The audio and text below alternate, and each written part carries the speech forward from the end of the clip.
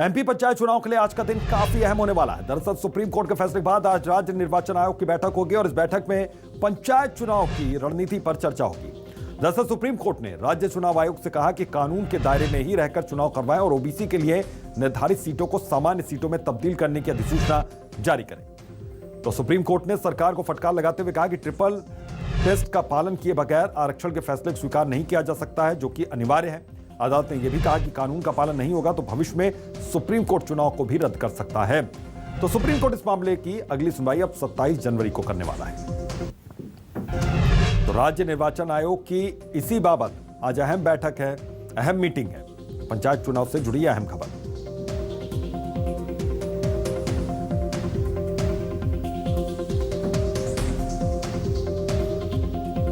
तो पंचायत चुनाव की रणनीति यहां पर तैयार होगी, लेकिन हम आपको समझाते हैं कि क्या टिप्पणी सुप्रीम कोर्ट की ओर से की गई और किस तरीके से अब यहां पेच फंसेगा पंचायत चुनाव पर। सुप्रीम कोर्ट का फैसला, एक बड़ा फैसला मध्य प्रदेश पंचायत चुनाव को लेकर। ओबीसी के लिए रिजर्व सीटों की प्रक्रिया यहां पर रोक दी है। जिला पंचायत अध्यक्ष पद का आरक्षण भी स्थगित कर दिया गया है। तो कलेक्टर को आदेश जारी कर दिए गए इस बाबत। तो सुप्रीम कोर्ट की ओर से एक अहम टिप्पणी की गई, कड़ी टिप्पणी। कानून के दायरे में ही रहकर चुनाव करवाएं, ओबीसी सीटों को सामान्य सीटों में तब्दील करें। यानी कि ओबीसी सीटों को अब सामान्य सीटों में तब्दील करके चुनाव यहां पर करवाएं। तो यह एक अहम फैसला और एक अहम टिप्पणी यहां पर सुप्रीम कोर्ट की ओर से की गई। तो चुनाव आयोग जिम्मेदारी से काम नहीं कर रहा है, यह भी सुप्रीम कोर्ट की इस टिप्पणी में कहा गया।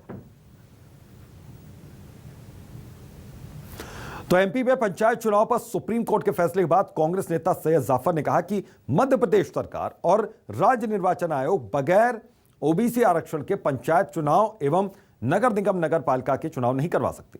तो प्रदेश सरकार और राज्य निर्वाचन आयोग पंचायत चुनाव पूरी तरीके से निरस्त करें और सुप्रीम कोर्ट के निर्देश पर ओबीसी आरक्षण के लिए आयोग का गठन करते हुए जो ट्रिपल टेस्ट के तहत पूरी ओबीसी जनसंख्या के आर्थिक और सामाजिक आकलन को करना है, उसका आकलन करें और ओबीसी को 27% आरक्षण पंचायत और नगर पालिका नगर निगम के चुनाव में देना सुनिश्चित करें। मध्य प्रदेश सरकार और राज्य निर्वाचन आयोग बिना ओबीसी आरक्षण के पंचायत चुनाव एवं नगर निगम और नगर पालिका के चुनाव नहीं करा सकती।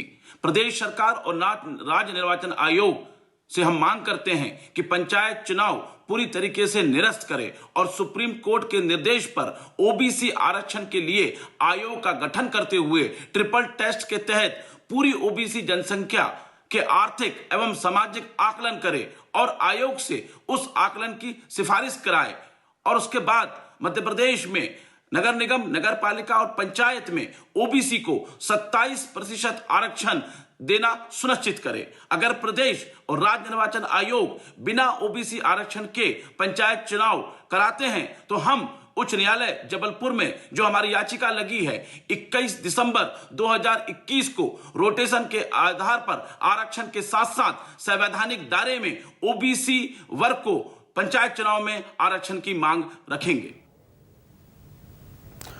तो मध्य प्रदेश पंचायत चुनाव से जुड़ी यह बड़ी खबर। सुप्रीम कोर्ट के फैसले के बाद विवेक तनखा की एक सफाई सामने आई कि आरक्षण को चुनौती हमारे एससी एसएलपी में नहीं है। विवेक तनखा कह रहे हैं हमारी याचिका रोटेशन प्रणाली को लेकर थी, तो सरकार के वकील को कोर्ट में अपना पक्ष रखना चाहिए था। सरकार की कोशिश रोटेशन रोकने की थी, विवेक तनखा ये कहते हैं। बीजेपी ने कांग्रेस पर ओबीसी आरक्षण खत्म करने का आरोप अब लगाया, यानी कि एक तरीके से कांग्रेस को इसमें खींच रही है बीजेपी। गंभीर आरोप बीजेपी लगाए। इसके बाद विवेक तनखा की सफाई सामने आई। तो विवेक तनखा ने इस टिप्पणी के बाद ट्वीट करके सफाई पेश की है। क्या कुछ कहा है यह भी हम आपको सुनवाते हैं कि विवेक तनखा जो कि याचिका पर जिरह कर रहे थे कोर्ट में, उन्होंने कहा कि हमारी याचिका रोटेशन जो अनिवार्य है उस विषय में है। सरकार के वकील को कोर्ट में पक्ष रखना चाहिए था। किन सरकार का ध्यान सिर्फ रोटेशन को रोकने की तरफ, लेकिन सरकार का ध्यान सिर्फ रोटेशन रोकने की तरफ था। आरक्षण को चुनौती हमारे एससी एसएलपी में नहीं है।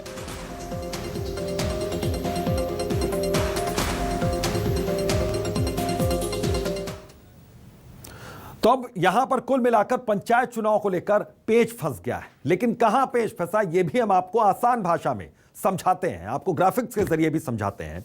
पंचायत चुनाव के लिए वर्तमान में 35 सीटें रिजर्व हैं। कोर्ट के फैसले के बाद 9 सीटें अब सामान्य करनी होंगी 35 में से। इसके लिए आरक्षण की प्रक्रिया नए सिरे से अब फिर से शुरू करनी पड़ेगी। सुप्रीम कोर्ट कहा कि कानून का पालन न होने पर चुनाव रद्द भी हो सकते हैं। तो यह तलवार लटकी हुई है। सुप्रीम कोर्ट इस मामले की अगली सुनवाई अब 27 जनवरी को करेगा। एमपी में 52 जिले हैं, 26 से ज्यादा सीटें रिजर्व हो सकती हैं। पंचायत चुनाव के लिए वर्तमान में 35 सीटें रिजर्व हैं। अब अचानक से ये 9 सीटें सामान्य सीटों में तब्दील हो जाएंगी और यह संख्या काफी घट जाएगी। इसके लिए आरक्षण की प्रक्रिया अब नए सिरे से करनी होगी। सुप्रीम कोर्ट ने कहा कि कानून का पालन न होने पर चुनाव रद्द हो सकता है। 52 जिले हैं, 26 से ज्यादा सीटें यहां पर रिजर्व हो सकती हैं। पंचायत चुनाव के लिए वर्तमान में 35 सीटें रिजर्व हैं। तो कोर्ट के फैसले के बाद 9 सीटें सामान्य करनी होगी, यानी कि 35 में से 9 घटा दीजिए, यहां पर 26 सीटें। तो इसके लिए आपको आरक्षण की प्रक्रिया नए सिरे से अब करनी होगी। सुप्रीम कोर्ट ने कहा कि कानून का पालन नहीं होगा तो चुनाव रद्द भी किया जा सकता है। तो सुप्रीम कोर्ट इस मामले की अगली सुनवाई 27 जनवरी को करने वाला है। तो यह है कुल मामला और इसी को लेकर यहां पर पेच फंसा हुआ है और रद्द भी हो सकता है चुनाव अगर यहां पर ठीक ढंग से काम नहीं होता है। सुप्रीम कोर्ट का साफ तौर पर कहना है 27 जनवरी को इसमें फिर से सुनवाई होगी, लेकिन पंचायत चुनाव जिसकी तारीख पहले ही रखी गई है, अब किस तरीके से यहां पर राज्य निर्वाचन आयोग ये करता है, ये एक बड़ी चुनौती होगी यहां पर।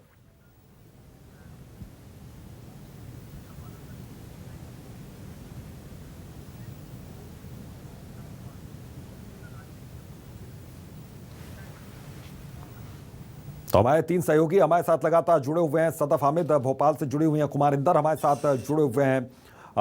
तो बता दें कि ये सभी सहयोगी हमारे साथ इसी खबर पर जुड़े हुए हैं और पंचायत चुनाव में कहां पेच फंसा हुआ है ये भी हम जानने की कोशिश करेंगे और समझने की कोशिश करेंगे। कुमार इंदर, पेच कैसे यहां पर फंस रहा है?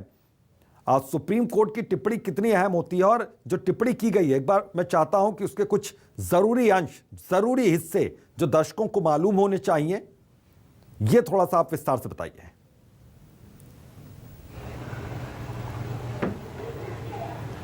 देखिए, निश्चित तौर पर जब कोर्ट में, सुप्रीम कोर्ट में कल इसको अर्जेंट हेयरिंग में सुना गया तो कोर्ट ने इसमें बेहद ही कड़ी टिप्पणी की है राज्य सरकार पर और खास करके चुनाव आयोग को। मैं आपको बता दूं कि हाईकोर्ट ने सख्त लहजे में election commission, Madhya Pradesh election commission को कहा है कि आप जो है वो आंख से खेलने का काम कर रहे हैं। आप समझ सकते हैं कि सुप्रीम कोर्ट की इस टिप्पणी के क्या मायने लगाते हैं, क्योंकि जिस तरह से इलेक्शन कमीशन ने मौन धारण किया था, मध्य प्रदेश सरकार ने 2014 के अध्यादेश के हिसाब से सरकार चुनाव कराने का आदेश जारी किया था, नए नोटिफिकेशन को रद्द कर दिया था, डिलिमिटेशन की बात नहीं हुई थी, रोटेशन की बात नहीं हुई थी, जो नया जिला सबसे बात है कि निवाड़ी अस्तित्व में आया था उसको पंचायत चुनाव में शामिल नहीं किया गया था। ये तमाम अनियमितताएं थी जिसको लेकर हाईकोर्ट से सुप्रीम कोर्ट, सुप्रीम कोर्ट से हाईकोर्ट के बीच में खेल खेला जा रहा था। कल इसी चीज से नाराज होकर सुप्रीम कोर्ट ने बहुत फटकार लगाई है। उन्होंने इलेक्शन कमीशन को हिदायत दी है कि आपका काम सिर्फ और सिर्फ चुनाव कराना नहीं है, आपका काम ये देखना है कि कहां पे गड़बड़ियां हो रही है, कहां पे खामियां है। मसलन रोटेशन, डिलिमिटेशन, इस तरफ सुप्रीम कोर्ट का इशारा था, जिसको लेकर सुप्रीम कोर्ट ने चुनाव आयोग को कड़ी फटकार लगाया है, कहा है कि आप आंख से खेलने का काम कर रहे हैं, इसका अंजाम ठीक नहीं होगा। तो बेहद गंभीर टिप्पणी इसे कहा जा सकता है और ये खास कहा है कि आपको जो है वो फिर नए तरीके से नोटिफिकेशन जारी करना होगा। मतलब मध्य प्रदेश की अब तक जो पंचायत इलेक्शन में ओबीसी की सीटें दी जा रही थी उनको आपको जनरल में कन्वर्ट करना होगा। बिल्कुल पेच यही में फंसा हुआ है। ठीक है, 2 सहयोगी और हमारे साथ जुड़े हुए हैं, हेमंत भी हमारे साथ जुड़े हुए हैं, सदफ भी हमारे साथ जुड़े हुए हैं। हेमंत, आपसे समझना चाहेंगे यहाँ पर कि अधिवक्ता क्या कह रहे हैं, इसके कानूनी पहलू क्या है, अब इसमें पेच कैसे फंसता हुआ यहाँ पर दिख रहा है? देखिए, इंदौर में जो 2014 का जो परिसीमन था, जिसके अंदर इंदौर में 312 पंचायतें थीं, उसको लेकर तैयारियां जो वो कर ली गई थी। 2019 में जो नया परिसीमन हुआ था उसमें 59 पंचायतें, जो 59 पंचायतें उसमें बढ़ा दी गई थी, जिसके बाद में जिला प्रशासन ने तैयारी कर ली थी। सरकार के नोटिफिकेशन जारी होने के बाद में फिर से जो है वो 312 ग्राम पंचायतों पर यहाँ पर चुनाव कराने की तैयारियाँ जो वो कर ली गई थी। 6,66,000 के आसपास यहाँ पर जो वोटर हैं, वो वोटर लिस्ट यहाँ पर पूरी तरीके से तैयार हो गई थी। जिला प्रशासन की जो तैयारियां थी वो यहाँ पर पूरी हो गई थी। अब जो ये नया फेज हाई कोर्ट का यहाँ फंस रहा है, इसमें नए नोटिफिकेशन आने के बाद फिर से जिला प्रशासन क्या तैयारी करता है ये देखना होगा। बिल्कुल, सदफ हमारे सहयोगी हमारे साथ जुड़े हुए हैं। सदफ, आपसे ये समझना चाहूंगा कि पंचायत चुनाव को लेकर जिस तरीके का उत्साह पहले था प्रत्याशियों में, पार्टियों में, अब सुप्रीम कोर्ट की अहम टिप्पणी के बाद क्या वो उत्साह थोड़ा सा कम यहां पर पड़ा हुआ है? और जो दुविधा वाली स्थिति थी, डायलेमा वाली स्थिति थी, क्या अब वो स्थिति और ज्यादा गंभीर हो गई, और ज्यादा ये स्थिति अब देखी जा रही है? बिल्कुल, देखिए सुप्रीम कोर्ट की टिप्पणी के बाद जो असमंजस की स्थिति कह सकते हैं कि पेंच फंसता हुआ यहाँ पर नजर आ रहा है, क्योंकि जिस तरह से सुप्रीम कोर्ट ने ओबीसी आरक्षण पर रोक लगाई है, उसके बाद से एक बार फिर से नई प्रक्रिया से करना होगा, जिसको लेकर आज राज्य निर्वाचन आयोग ने एक अहम बैठक भी बुलाई है। हालांकि इस पर सियासत भी देखने को मिल रही है। जिस तरह से अगर हम राज्यसभा सांसद विवेक तनखा की बात करें, उन्होंने ट्वीट कर इस बात की सफाई दी है कि हमारी जो याचिका लगाई गई थी उसमें कहीं भी इस बात का जिक्र नहीं था कि ओबीसी आरक्षण को खत्म किया जाए। हमारी जो याचिका थी उसमें रोटेशन को लेकर याचिका लगाई गई थी, क्योंकि परिसीमन को लेकर याचिका लगाई गई थी, क्योंकि 2014 के आधार पर जो पंचायत चुनाव हैं वो यहाँ पर होने जा रहे हैं और इसी का कांग्रेस जो है विरोध कर रही है। क्योंकि अगर देखा जाए तो जो नियम है वो यही है कि हर 5 साल में जो रोटेशन होता है वो रोटेशन किया जाता है, परिसीमन होता है। लेकिन अब 2014 के अगर परिसीमन पर चुनाव हो रहे हैं तो इसका कांग्रेस लगातार शुरू से ही विरोध कर रही थी और उनकी याचिका इसी बात को लेकर है। अगर हम बीजेपी की बात करें तो बीजेपी भी इस बात को लेकर हमलावर है कि कांग्रेस ने ओबीसी का आरक्षण खत्म करवा दिया। इसी जो बात है, इसी मुद्दे को लेकर अब राज्यसभा सांसद विवेक तनखा ने हालांकि सफाई तो दे दी है, लेकिन काफी अहम हो जाता है अगर सुप्रीम कोर्ट ने टिप्पणी की है कि ओबीसी का आरक्षण खत्म किया जाएगा, क्योंकि 52 जिला पंचायत अध्यक्ष हैं उनमें से अगर हम 35 की बात करें तो वो रिजर्व होते हैं, आरक्षण होते हैं, जिसमें अनुसूचित जनजाति, अनुसूचित जाति और ओबीसी होता है।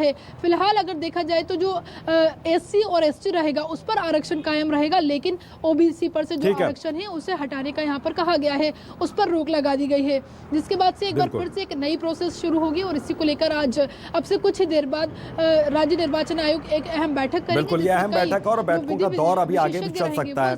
अब मैं लौटता हूँ सदब आपके पास। ब्रह्मानंद पांडे हमारे साथ एडवोकेट अधिवक्ता जाने माने आप जुड़ गए हैं इस वक्त फोन लाइन पर। ब्रह्मानंद जी, आपसे सर समझना चाहूंगा मैं कि किस तरीके से यहाँ पर अब कानूनी दांवपेच में ये पूरे पंचायत चुनाव यहाँ पर फंस चुका है, ये थोड़ा सा आप विस्तार से हमारे दर्शकों की जानकारी के लिए समझाइए सर। देखिए, क्या है कि कानूनी दांवपेच में चुनाव नहीं फंस गया है, बल्कि इसको ऐसा भी हम कह सकते हैं कि कई बार कानूनी दांवपेच में चुनाव को फंसाया भी गया है। हाँ। भाई सरकार को ये चीजें, सरकार के पास अगर ऐसा हम समझे इसे, सरकार के पास एक पूरी लीगल मशीनरी होती है हाई कोर्ट लेवल पे। बिल्कुल सर। जहां उनके एक एडवोकेट जनरल होते हैं, जहां पे उनके पास में कम से कम 100 अच्छे अधिवक्ता है जिन्हें एक्सपर्ट एडवोकेट्स कहते हैं, उनकी टीम होती है। अगर वो इस तरह के जब चुनाव, जो कि पूरी भाई पंचायत चुनाव हमारे देश की रीढ़ है, हमारे प्रजातंत्र की रीढ़ है, जब इतने बड़े चुनाव पे अगर निर्णय लेना है तो निर्णय लेने के पहले क्या सरकार उन मशीनरी से जो एक्सपर्ट्स हैं लीगल, उनके साथ बैठ के एक चर्चा करने के बाद निर्णय नहीं ले सकती है?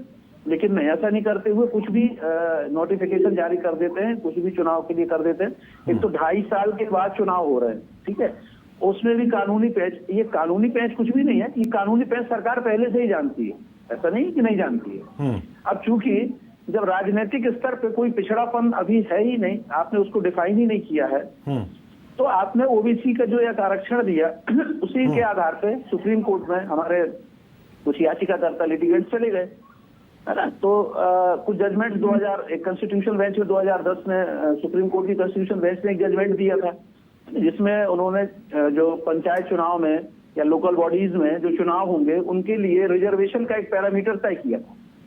उस पैरामीटर के अगेंस्ट में जाके अगर रिजर्वेशन दिया जाएगा तो डेफिनेटली वो तो चुनाव स्टे होंगे। न केवल स्टे होंगे, अगर सरकार उन चुनावों, उन जो कोर्ट के दिशा निर्देश नहीं मानती है तो उनको कैंसिल भी किया जा सकता है।